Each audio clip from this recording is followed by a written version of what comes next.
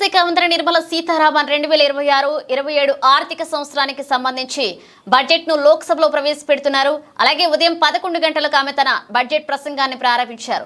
Nirmala Sitharaman budget ప్రవేశపెట్టడం ఇది 9వసారి కావడం గమనార్హం. బడ్జెట్ ప్రసంగం సందర్భంగా ఆమె మాట్లాడుతూ పవిత్ర మాఘ పౌర్ణమి రోజున బడ్జెట్ను ప్రవేశపెడుతున్నామన్నారు.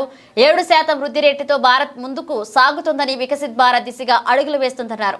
అంతర్జాతీయ మార్కెట్తో పోటీ పడుతూ ముందుకు సాగుతున్నామన్నారు. ప్రజలు ఈ ప్రభుత్వానికి బాసటగా నిలుస్తున్నందుకు వారికి నిర్మల సీతారామన్ ధన్యవాదాలు చెప్పారు. ప్రజల ఆశలను చేరుకోవడమే తమ లక్ష్యమన్నారు. భారత ఆర్థిక ప్రయాణం స్థిరంగా సాగుతుందన్నారు.